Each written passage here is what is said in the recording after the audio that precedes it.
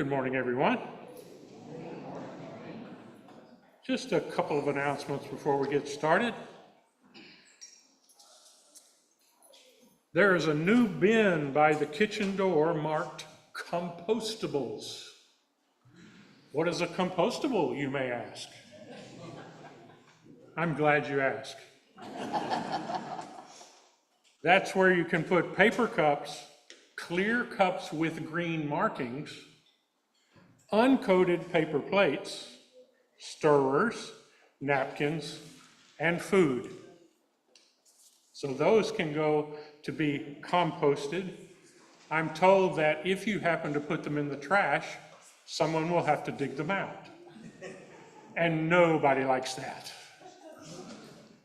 So anyway, notice the compostables if you can.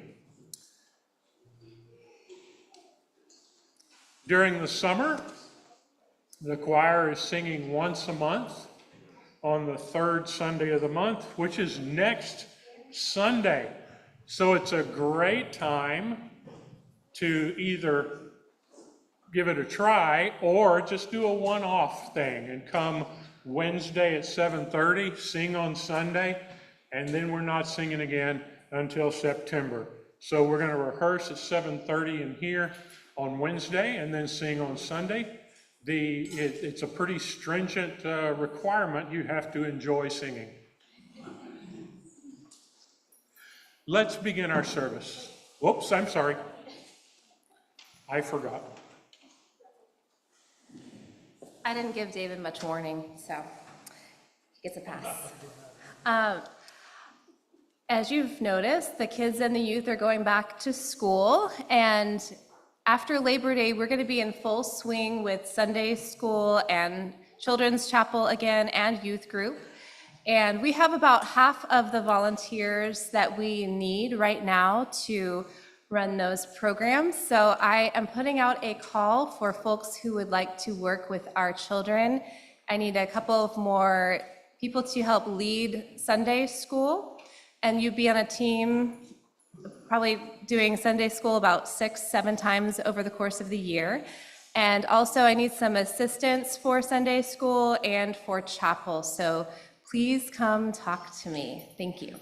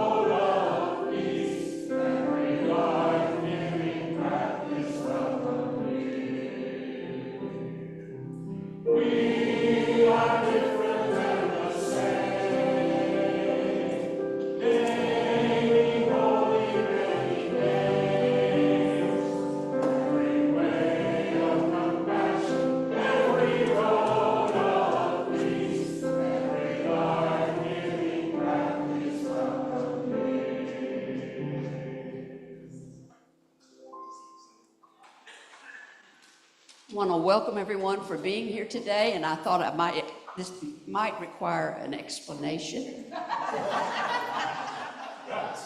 I was a lavender legend in the Pride Parade last night. I have a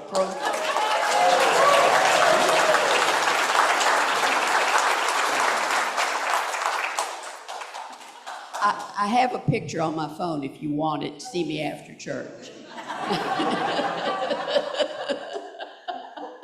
We had a great time at the parade, and there were lots of other folks. Morgan was a grand marshal in the parade, so we had lots of representation from St. Andrews, and we had other people that were involved in the parade with other organizations, so it was a great night. And today is a great day, and it's great in part because all of you are here with us today, and we thank you for being here. In the future, a suggestion that we might make is that for you folks that sit here in the middle, come forward just a little bit more, because what this picks up on YouTube is some empty chairs. And that that really doesn't represent what we are because we got a lot of full chairs. So welcome, don't forget the friendship tablet. And also we want to welcome all of our folks that are on Zoom.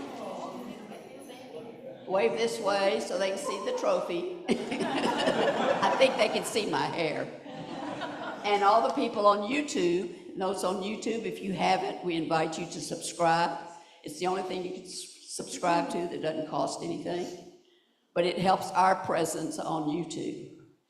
And also helps our presence on YouTube. And we're getting lots of new folks on YouTube, according to Gloria, so that's great. But we're glad you're here. We hope you find this to be a welcoming place. That's what we try to make it. And if you don't, please let us know, because we really want to make this a place where all are truly welcome. So let's get together in our call to community, I think is what's called a covenant. Please join me for our covenant of community.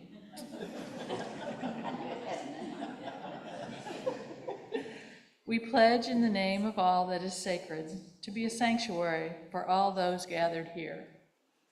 May this be a safe space for every age, gender, class, ability, sexual orientation, race, and belief. May we affirm what we have in common and celebrate our differences. May we speak our truth in love and also listen with respect. May this gathering be an oasis from the storm for all gathered here. May this be a time of healing and joy.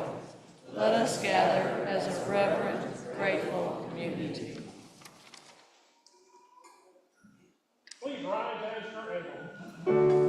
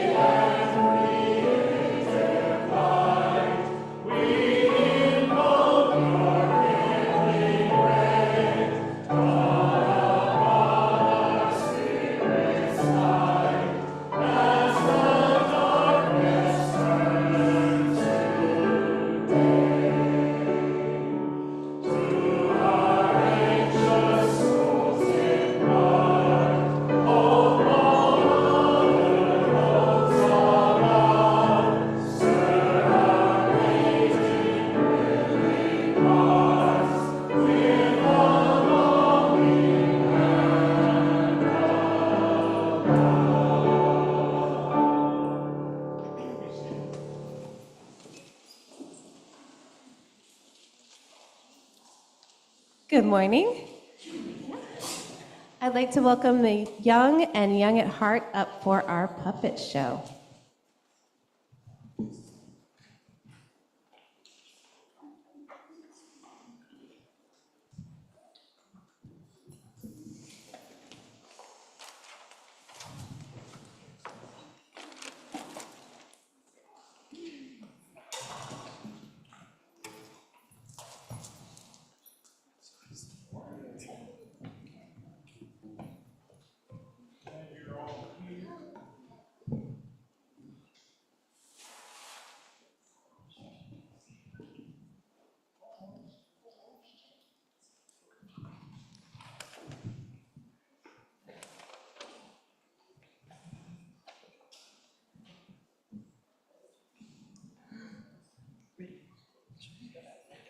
Hello, everyone.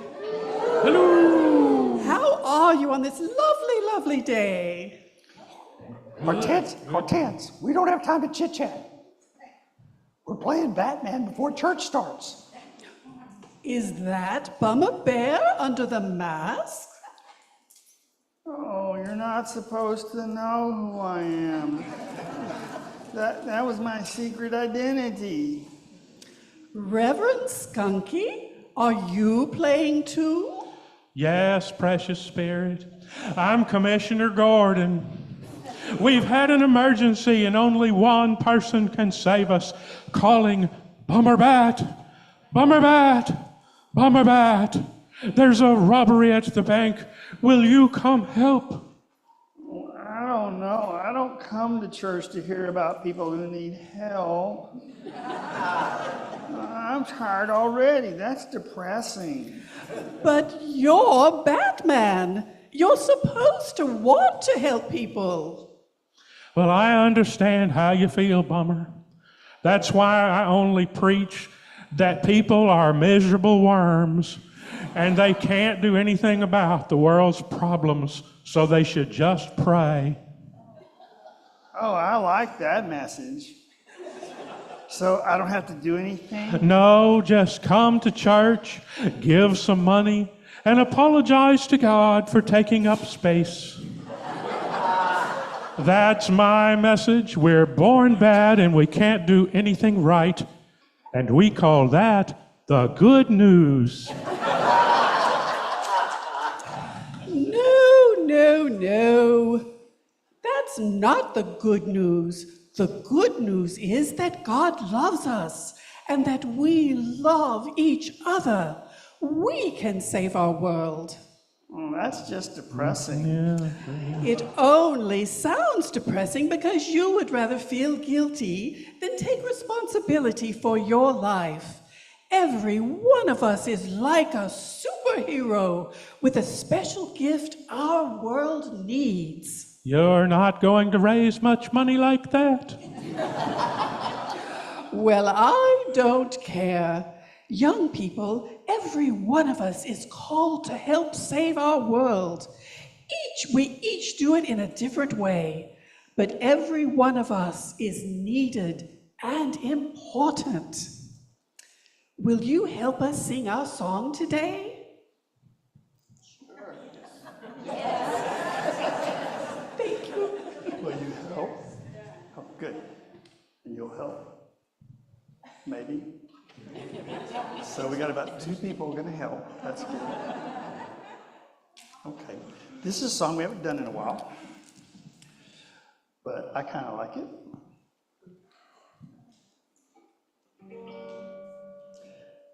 We can do it. We can change the world. You remember that one? And it starts off, would one of you say, there's so much bad news on the TV today? There's so much bad news on the TV today.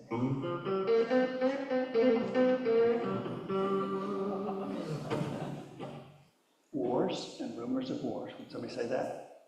Wars and rumors of wars. But don't you worry, But don't you worry, because there's a new day coming. there's a new day coming.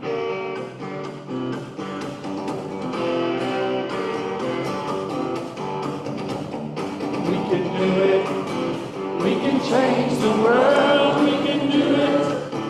We can make it better. Love is calling every one of us. We can do it. We can change the world. Very good. Ready? We can do it. We can change the world. We can do it. We can make it better. Love is calling every one of us. We can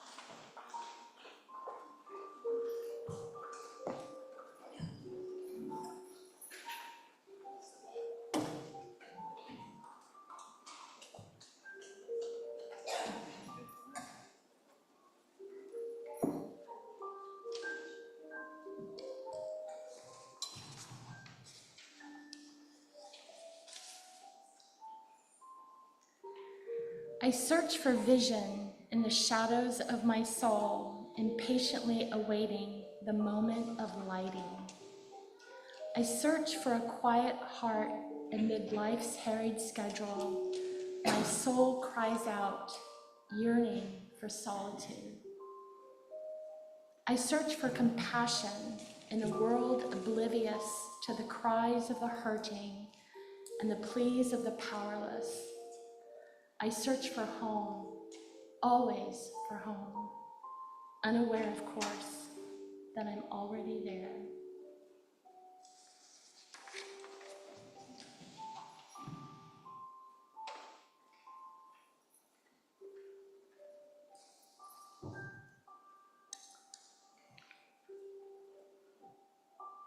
Breath of love and light, we come during this time to be in love's light, to pause, to reflect, to breathe deeply, and just maybe connect to the source of our own existence, rather than try to solve the problems of our world. We pray for self-compassion and try to practice self-care, mindfulness, as we breathe and navigate life in all of its splendor and complexities. This day, we remember those recovering from surgery, others learning to adjust to a new life as they care for a loved one in declining health. Sandy's friend Jean is home and recovering from back surgery. Bob's brother Chuck is home after his surgery. And Nancy, we remember, with a new complicated diagnosis. And this week we learned of the death of our dear friend Jana McCurdy, who taught us CPR over the years. She died recently of cancer. Her husband Brad was with us on Wednesday night and led us through Jana's CPR teachings. Jana was always a bright and energetic friend who had a passion for life and for teaching. Our prayers are with Brad and their family. And our hearts are with all the teachers getting ready to welcome our children back to school. We remember all the people in the schools, both within and out of the schools, that care for them and keep our children safe every day. We pray for caregivers everywhere.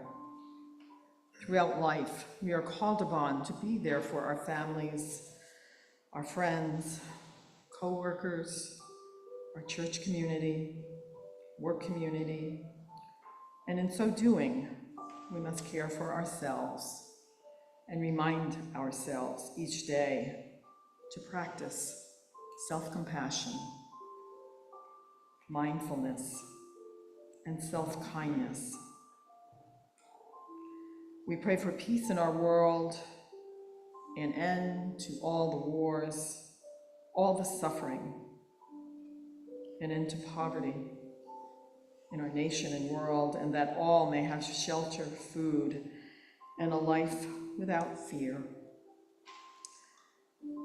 If you noticed on Zoom this morning, Will and Kelsey Baker and their son Benjamin James Baker were present on Zoom. He was born a week ago on Sunday, and he weighed 7 pounds and 19 inches long. He is back in the hospital for just a short stay. He's going home this afternoon. He had a high bilirubin count, so he's under the light. They are all doing well. Let us pray. Blessed are we, for whom the call to loving action is still strong, whose every urge is to keep going, keep working, and not to count the cost. And yet, blessed are we, beginning to notice that we are slowing down. We're just pausing, staring for no reason, or starting something, but then quickly turning to another demand. Blessed are we, realizing that we are beginning to lose the thread. Blessed are we who say, I really can't keep going like this, at this pace, under this weight. And also the momentum is so strong, I can't stop. Loving one, come and be the hands that sit me down and keep me there long enough for me to really feel what I feel and to know what I know. Come and be the wisdom to find the support system that is broad enough, kind enough, effective enough to meet the needs that are here, both mine and theirs. Come and be the peace that frees me to let my hands lie gently open a while. The grace to just receive, seek the rest you need, and a little bit more. It is a sacred space. Amen.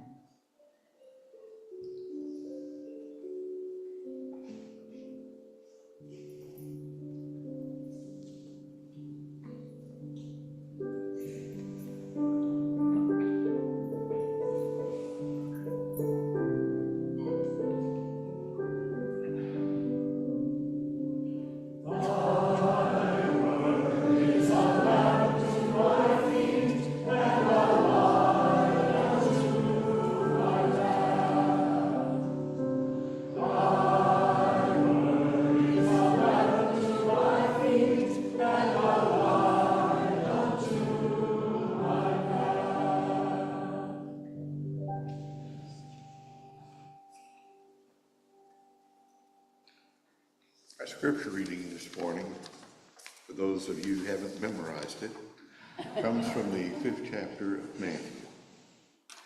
Now when Jesus saw the crowds, he went up on a mountainside and sat down. His disciples came to him, and he began to teach them, saying, Blessed are the poor in spirit, for theirs is the kingdom of heaven. Blessed are those who mourn, for they will be comforted. Blessed are the meek, for they will inherit the earth. Blessed are those who hunger and thirst for righteousness, for they will be filled. Blessed are the merciful, for they will be shown mercy. Blessed are the pure in heart, for they will see God. Blessed are the peacemakers, for they will be called children of God. Blessed are those who are persecuted because of righteousness, for theirs is the kingdom of heaven. Blessed are you when people insult you, persecute you, and falsely say all kinds of evil against you because of me. Rejoice and be glad, because great is your reward in heaven, for in the same way they persecuted the prophets who were before you. Ancient words from our traditions for our present day consideration.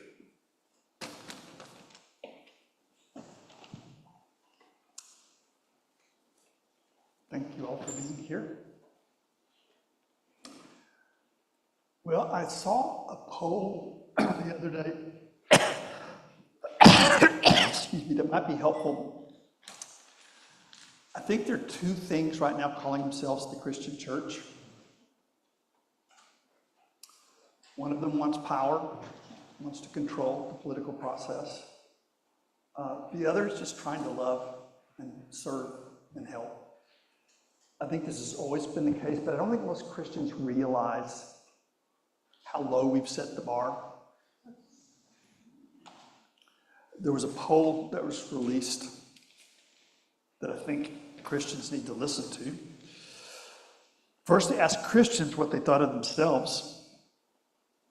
57% of Christians summarized their faith as giving, followed by compassionate, that was 56%, loving with 55%, and respectful at 50%.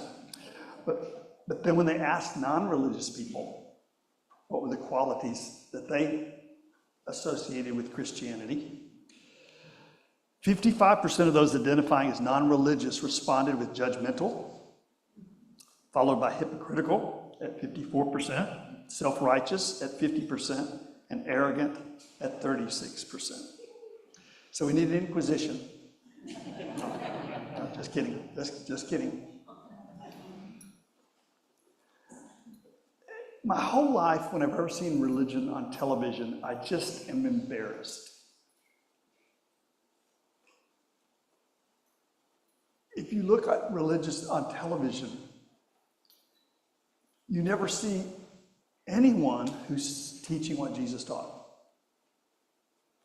I mean, I'm sure there's some that I miss, but when you look at the Sermon on the Mount, it's a whole different game. I think sectarian Christian separates people, judges people, and I think there's a deeper level of understanding that actually unites us with other religions and other people that aren't even religious, but it's a level of love and compassion.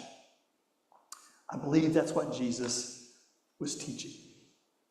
We're looking at the Sermon on the Mount, particularly the verse where Jesus said, "Blessed are the merciful, for they shall obtain mercy." And I think we need to ask, first of all, is that true? Are the merciful people that you know necessarily getting mercy back? Is that good advice for somebody who's in an abusive relationship? Is it good advice for somebody who lives in an unjust culture? There's a tension between mercy and justice, but I think Jesus thought of them as aspects of one something. And I've heard it said, seek justice, but love mercy. Never forget that by, a purely righteous standard, we would all probably be in trouble. If there were a helmet that we could put on our head and it would show what our secret thoughts were, how many of y'all would put that on? Feel good about it. Probably not a one of us. And anybody who would do that would probably be so boring you wouldn't really want to see the tapes of it. It's really hard to be human. And none of us do it perfectly.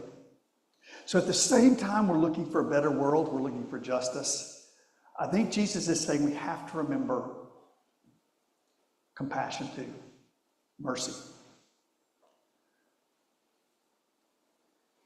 Is that good advice if somebody is in a relationship with a creep?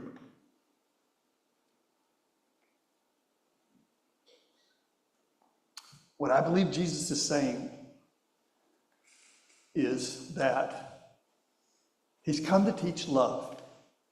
But because we are so frail and get frightened so easily and get lost in our ideas or just in selfishness, just trying to survive, we get tired.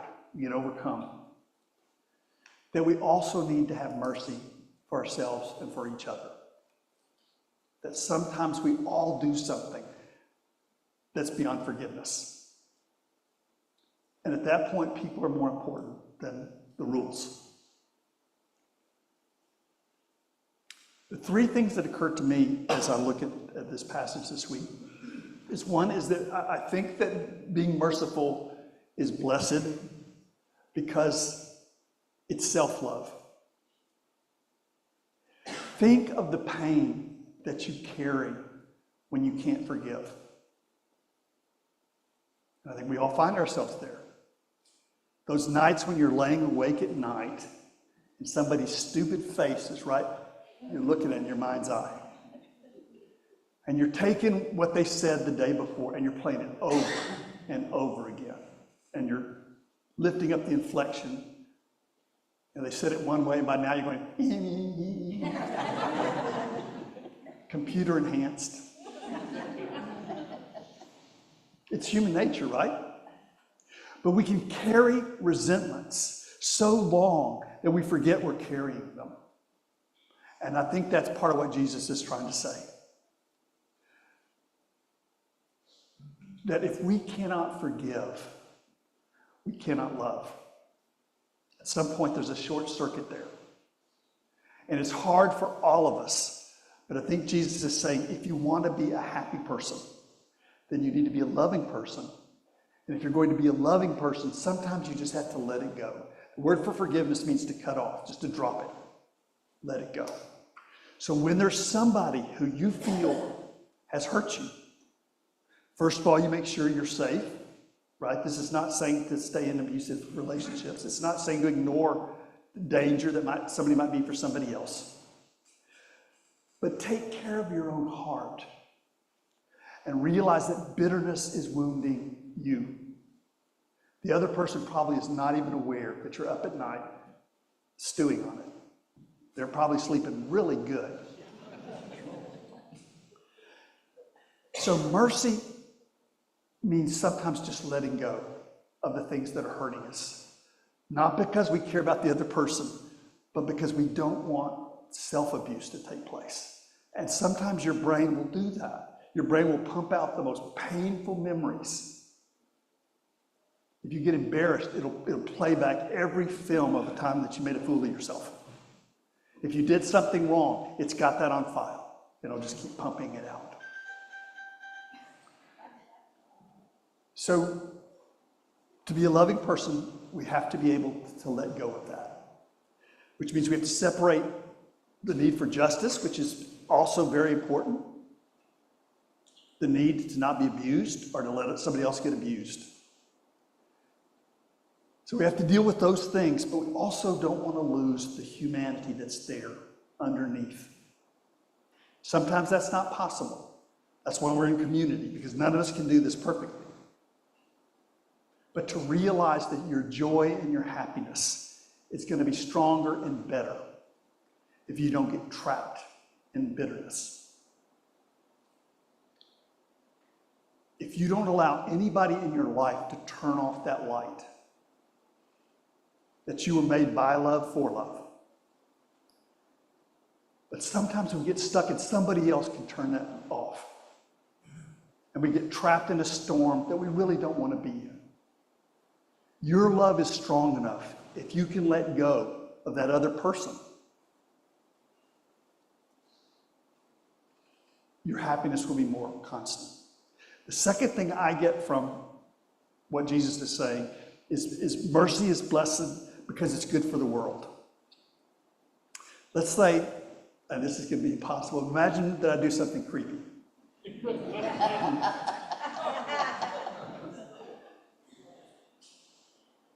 Unforgivable. And you come up with the perfect line to make me feel like dirt. Right? We've been there. A lot of times you'll think of it later and you think, oh, if I only thought of that. I could have really wounded that person. And that's not really what you want either. Right? We just get lost in the pain sometimes. But ask yourself, what is better for the world? To wound somebody and let them go? Or to live in a way that heals the world? If I'm a creep, and that's an if, it's an if, you don't want your calling and ministry to the world to be shut down so you can get at me. You don't want your righteous anger at me to shut down your compassion for everyone else. Sometimes we can get so mad at somebody else, we get tunnel vision.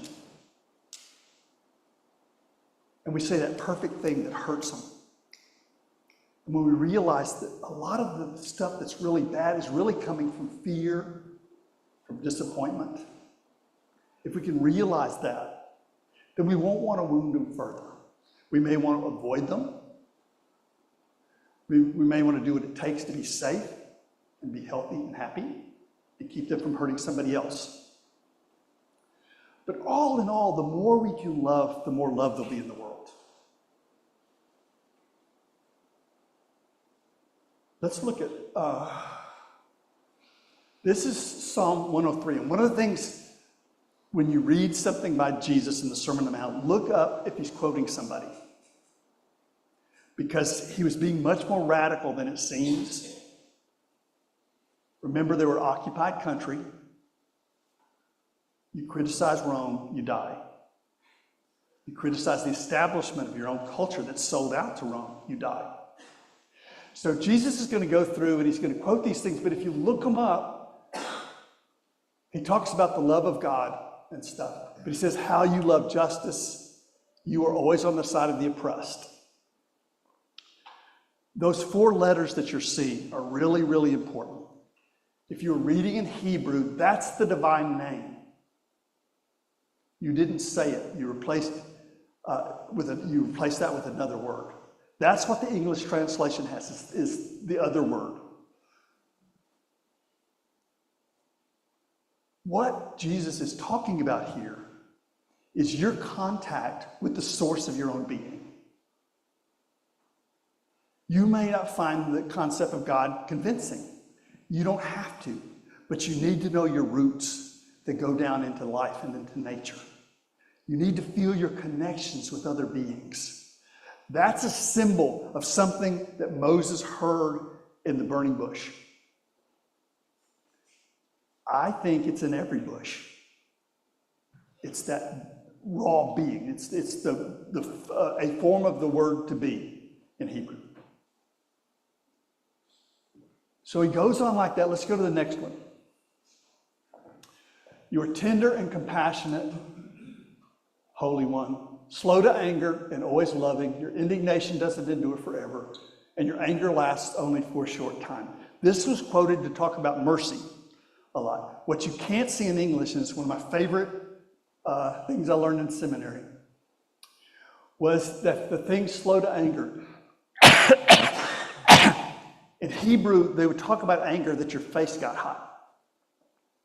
They're talking about that feeling of anger. Very visceral, very poetic. Your face got hot. If your nose was long, that meant it took longer for your face to heat up. So literally, this is saying, God, you are long of nose. It's poetry. It becomes absurd when we take it literally. Absurd is poetry. But God does have a long nose, so don't make fun of it, because... So this is in the background when Jesus is talking, and the Jewish people are going to hear it and understand it, and the Romans are going to be oblivious to it. How you treat other people affects the world. And because you want a better world, you want to treat people well, even when it doesn't seem in your best interest. Again, that's not saying put up with abuse. It's not saying ignore injustice. But it's what Martin Luther King was talking about when he said, hate cannot cast out hate. Only love can do that. First he said, darkness cannot cast out darkness. Only light can do that. Then he said, hate cannot cast out hate. He was actually quoting Buddha. I highly suspect he took some Buddhist stuff to prison. But he couldn't say that in the United States. But it's a very powerful, deep spiritual truth that no matter how angry we are, darkness cannot cast out darkness.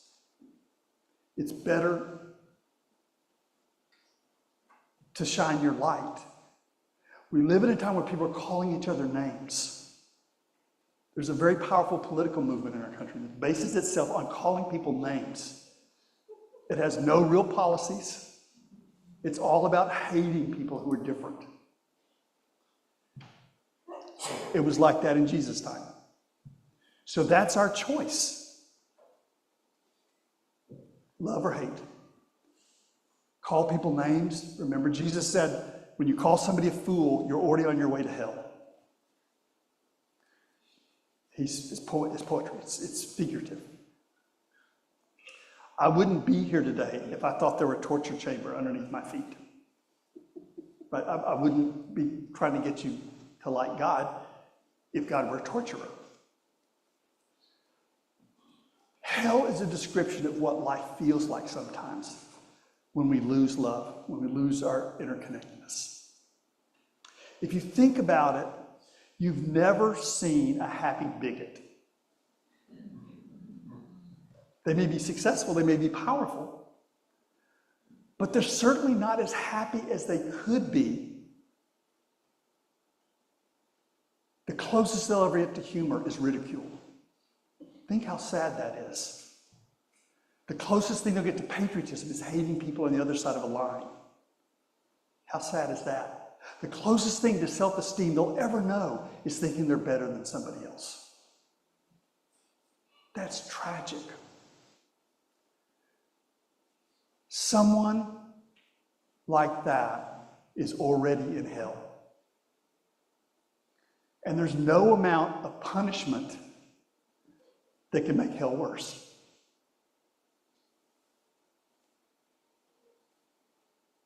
We can't fight the kinds of evil that come from fear, that come from despair, depression. We have to heal those. And it's not only our love of the world, but it's like recognizing that every one of us falls into that same pit from time to time. And we think something unforgivable, we do something unforgivable, we feel something unforgivable, but we have to let it go. And to realize you've got a planet full of people like that. In Moby Dick, I like this. Herman L. Melville said something about Presbyterians. He says, "Heaven have mercy on us all, Presbyterians and pagans alike, for we are all somehow dreadfully cracked about the head and sadly need mending."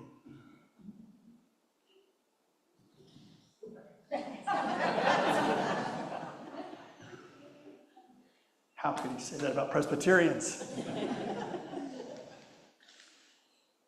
When Jesus is on the cross, he looks at him and says, "They know not what they do." That's so frustrating. But it's so freaking true. When we do evil, we're lost. We're hurting, we're in despair. That doesn't justify it, it doesn't excuse it, it doesn't mean that you don't have to fight against that. But to not lose that sense of the human being on the other side. When you try to enter in this kind of love, the worst mistake you can make is to start with the hardest examples first. Hitler is always first, right? If I showed mercy to Hitler, okay, that's probably true. Somebody that abused you, somebody that used you. But what about some family member who you can't let something go?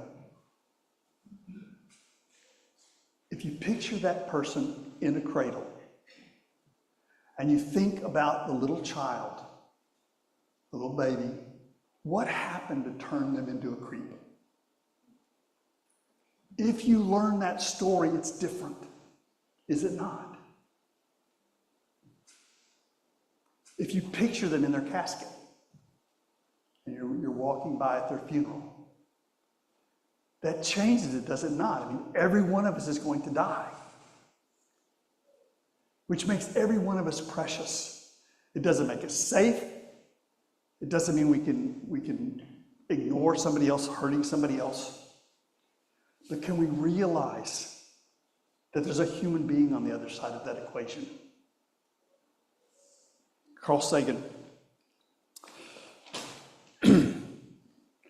I love when atheists say it better than Christians. Every one of us is, in the cosmic perspective, precious. If a human disagrees with you, let them live. In 100 billion galaxies, you will not find another. Again, that sense of wonderment. That's how Jesus looked at us. Our happiness depends on being able to look at each other that way and not let somebody else's imperfections rob us of that condition of love. I suspect the happiest you've ever been, maybe you fell in love, maybe you were in a forest and you felt everything interconnected. You're falling in love with this person over here, but the birds, right? And everybody you met on the street was transformed. Probably the relationship didn't work. But that's not the point. The point is the rapture of recognizing the interconnectedness of all being. It's the happiest joy we can know. And to not let somebody who's confused or just creepy, don't let them rob you of your own light and your own love. I think that's what Jesus is trying to share with us when he says this. Blessed are the merciful, for they shall obtain mercy. That when I can have that mercy for you, I can have it for myself. If I'm sitting in judgment of you, I will probably use that same scale on myself. I may not be aware of it, but I'll sit there and pat myself to death by the same standard. So there comes a moment just to let it go. Let it go because it hurts. Cut it off. Not because you're Jesus, but because you don't want to hurt. You love yourself. You cut it off, you let it go, not because you're perfect, because you care about the world. And you know that hating back only brings more hatred in the world. And then finally, you love the creep because you realize there's no such thing as a happy bigot. If you stop thinking of hell as punishment and think of it as what it feels like not to love, it's what you're missing. It's not what happens to you, but it's what you're unable to enjoy about life that Jesus is warning you about when he talks about hell. I want to close with a letter that I found online, so it's got to be true. It's a kind of a poem thing. It's a letter from somebody's guardian angel. Dear child, sometimes on your travel through hell, you meet people that think they are in heaven because of their cleverness and ability to get away with things. Travel past them because they don't understand who they have become and never will. These type of people feel justified in revenge and will never learn mercy or forgiveness because they live by comparison. I hope angels are nicer than this. This is a little mean. But listen to this. He warns they would rather put out your light than find their own. They would rather put out your light than find their own. They don't have the ability to see beyond the false sense of happiness they get from destroying others. You know what happiness is, and it isn't this. Don't see their success as their deliverance. It is a mask of vindication which has no audience other than their own kind. And again, I would want to say this nicer, but Angel says, you are not like them. You are not meant to stay in hell and follow their belief system. You are bound for greatness. You were born to help them by leading. Rise up and be the light home. You were given the gift to see the truth. They will have an army of people that are like them, and you're going to feel alone. However, your family in heaven stands beside you now. They are your strength and as countless as the stars. It is time to let go. Love, your guardian angel. Well, that's all I got. So we're going to take a moment for you to think about the wisdom that you bring to this text.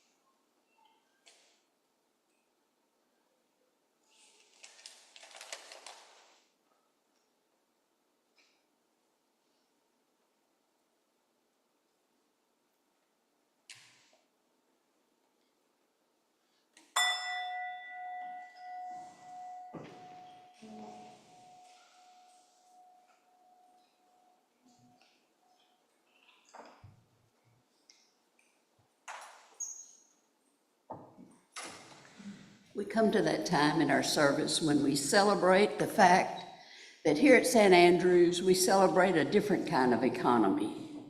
Instead of an economy that celebrates power and profit, we celebrate the sharing of our gifts.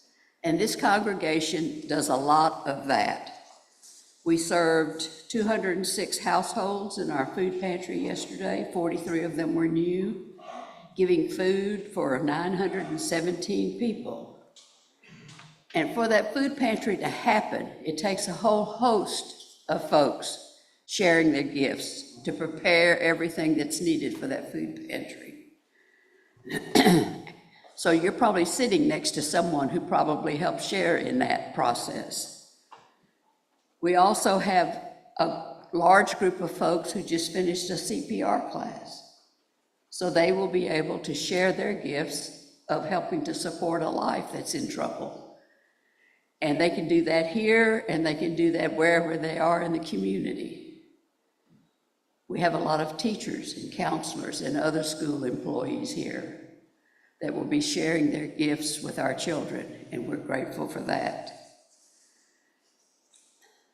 You heard earlier about Will and Kelsey and their new son, Benjamin, and they need some help with meals. So if you're willing to help provide a meal for them, just check with Donna after the service.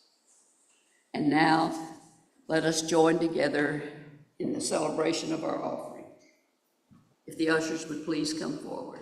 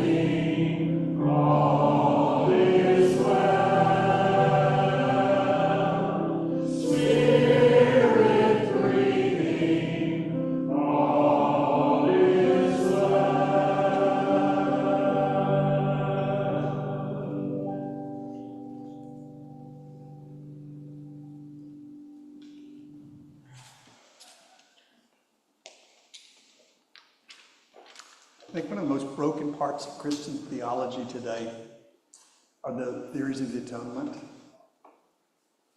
where ancient writers were trying to help people past their fears. And the modern church, not aware of that, thinks that if it frightens people first, then it will give them atonement theory. If it shames them, frightens them.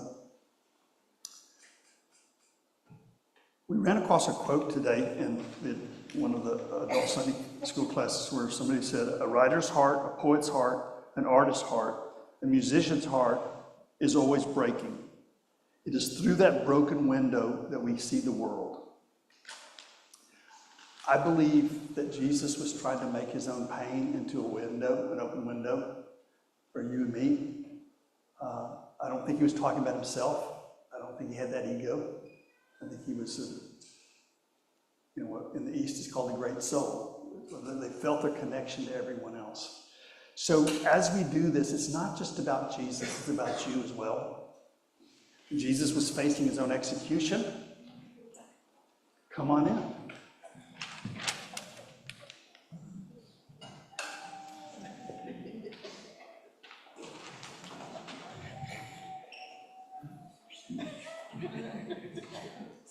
Welcome back, everybody.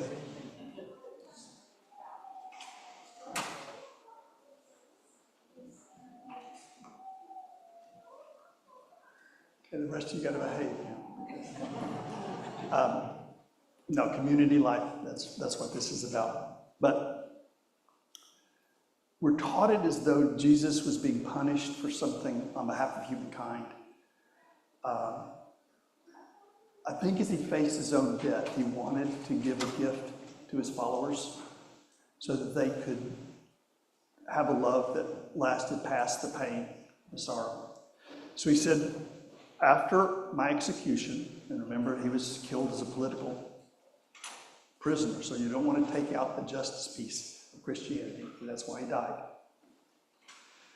But he also understood that people were going to need mercy. They would need healing. Not just constructive criticism, but healing. So he said, after I'm gone, after I've been killed, I want you to get together, the other followers. I want you to take bread and I want you to break it. I want you to pretend like that's my body that's being broken again. And I want you to realize that I gave it to you as a gift. You also know pain. You also know brokenness.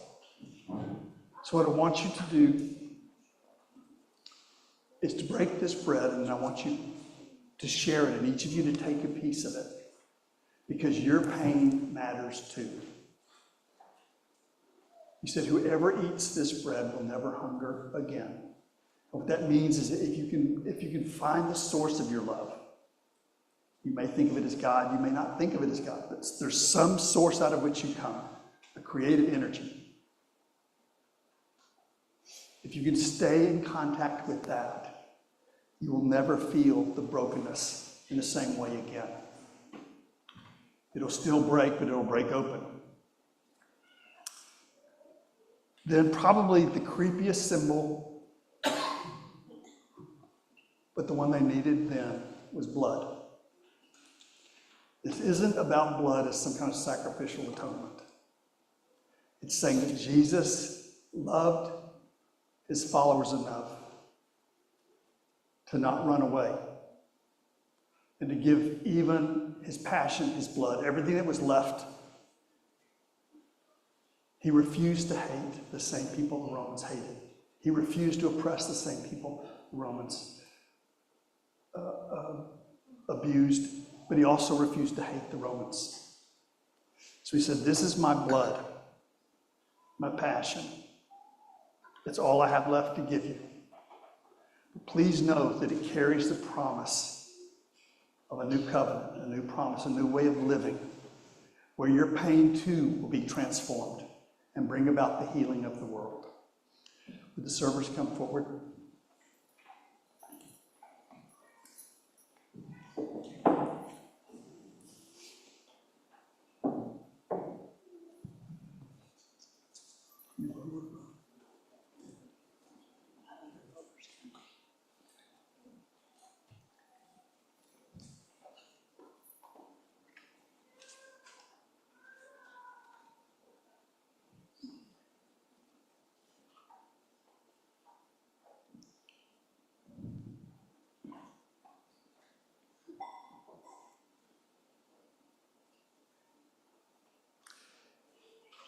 If you are not comfortable, no one needs to participate in this. We also have candles. You can sit and meditate.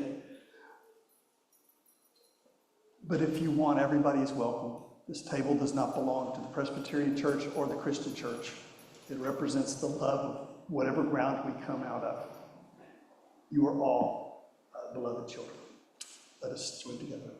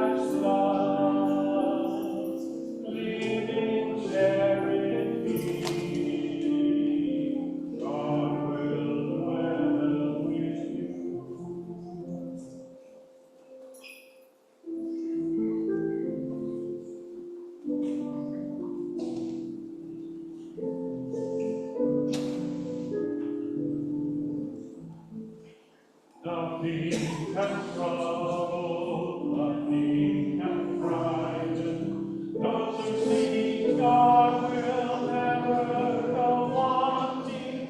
Nothing can trouble, nothing can frighten. God alone fills us.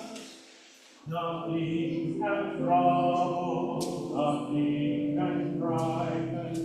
Those who seek God will never go wanting. Nothing can trouble, nothing can frighten. God alone fills us. Nothing can trouble, nothing can frighten those who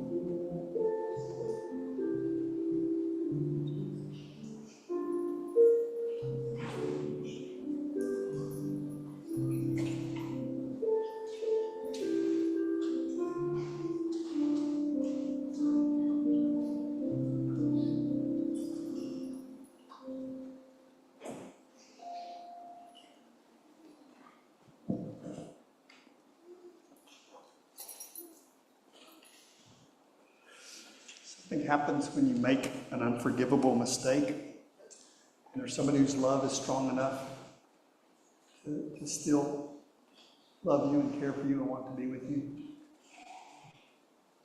That's what we've just come to symbolize, that kind of love. The symbol of God is love on stilts, helping us look above our fear, above our loyalties to lesser loves. So I hope that you brought your pain, your failure, all of that stuff. And I hope that you realize there's a love within you that is stronger than any mistake you make, and there's nothing you can do to disqualify yourself from that love. So just realize that Jesus gave his last moments to give this gift to us. You are loved. You were created out of love, for love. There's nothing you can do to disqualify yourself from that path and that calling to take that love out into the world and transform lost, broken people into the lovers they truly are. That wasn't really a prayer, but I think God knows what I was trying to do. So.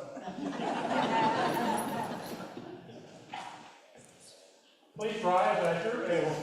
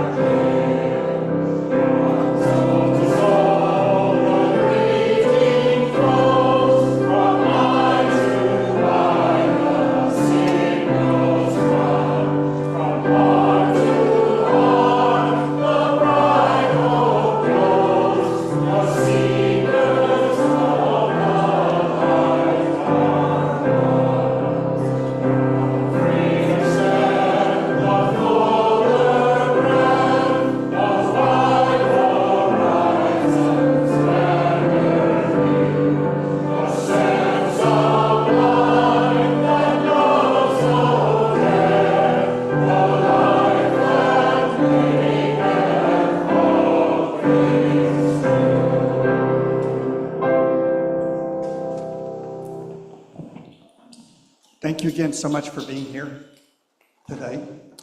If you have questions about the youth program or want to volunteer, that's Erica, and she would love to plug you in there.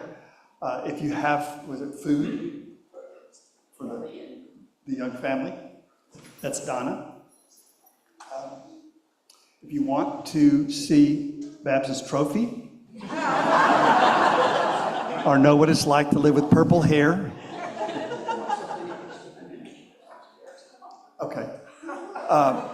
She's gotten feisty. This purple hair she's changed. She's also said if you're interested in either joining the church or learning more about the church, she's stepping in for Carol while she's gone. If you want to sing in the choir. If you want to sing in the choir. If you don't have any needs, you can come to me. And we'll share some cookies after church. So thank you again for being with us. Oh, no. We were created by love, for love. Let us keep our love intact, never ceding our ability to love to someone else's pain. Let us maintain the ability to see the humanity in every person. Let go and lay down the hurts we carry and delight in the beauty of our deepest connection. May we go in mercy and in peace. May it be so.